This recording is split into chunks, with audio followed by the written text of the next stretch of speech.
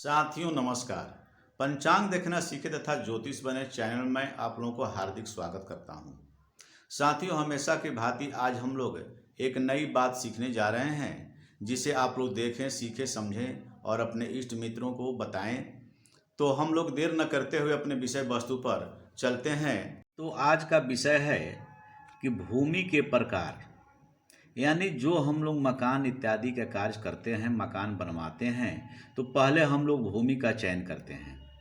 तो भूमि चयन करने के लिए क्या देखेंगे? भवन निर्माण के लिए विभिन्न प्रकार के भूखंड मिलते हैं। हम जानते हैं कि जहां हम भवन का निर्माण करने के लिए अपना भूमि का क्रय करने जा रहे हैं, खरीदने जा रहे हैं, तो उस भूमि को चयन हम किस प्रकार करें? भूमि हमें अनेक प्रकार के भूखंड प्राप्त होते हैं। वास्तुशास्त्र के अनुसार विभिन्न आकारों के भूखंड के गुण, दोष तथा फल का विचार हमें जरूर कर लेना चाहिए। किसी भी भवन के निर्माण के पूर्व भूमि का चयन जो किया जाता है, भूमि का चयन करते समय हमें विशेष तौर से सावधानियां बरतने की आवश्यकता होती है। रही बात अब यहाँ पर भू चयन के साथ भू परख का भी बात मैं बताऊंगा। अभी भूमि चयन की बात करते हैं। तो बात है कि इस भूमि कितने प्रकार के होते हैं, भूमि के कितने किस्म हैं।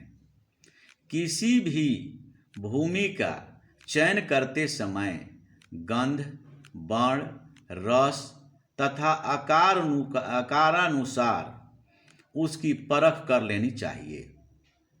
सामान्यतः भूमि 4 प्रकार की बताई गई है, जिसमें पहला है ब्रह्माणी, दूसरा है क्षत्रिय, तीसरा है वैश्या और चतुर्थ है शूद्रा।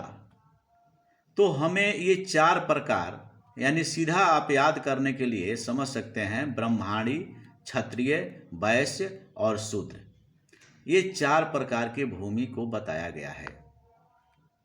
जिस भूमि की मिट्टी में शहद जैसा गंध आती हो, जिसका रस मधुर है यानी स्वाद युक्त है, वर्ण सफेद हो यानी मिट्टी का रंग उजला हो, वह ब्रह्माणी भूमि कहलाती है।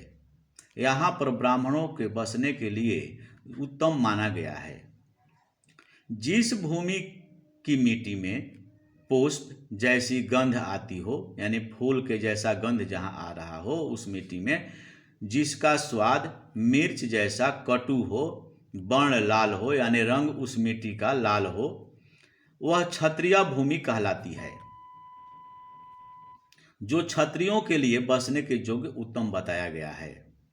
आगे तीसरा हम उसका वर्णन कर लेते हैं। जिस भूमि की मिट्टी की खुदाई, मिट्टी की खटाई जैसा, जिसमें गंध जो है खट्टा जैसा आ रहा हो, तो उसका स्वाद भी यदि हम परखेंगे तो तीखा जैसा होता है, वर्ण पीला होता है, यानी रंग उसका पीला टाइप का होता है, पीला तरह का होता है, वह वैश्या भूमि कहलाती है, जो वैश्यों वणिकों के लिए बसने के योग्य बताई गई है।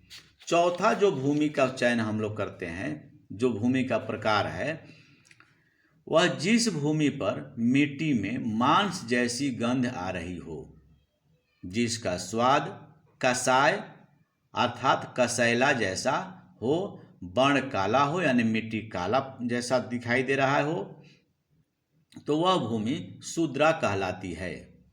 यह शूद्र वर्ण के व्यक्तियों के बसने के योग्य बताया जाता है। ब्राह्मणी भूमि सभी सुख देने वाली होती है। क्षत्रिय भूमि राजकीय नौकरी दिलाने वाली होती है। वैश्या भूमि धन्य धान्य दिलाने वाली तथा शूद्रा भूमि पीड़ादायिनी होती है। इसे हमें देख लेना चाहिए और समझ लेना चाहिए। तो आज हम लोग भूमि के प्रकार के बारे में समझे।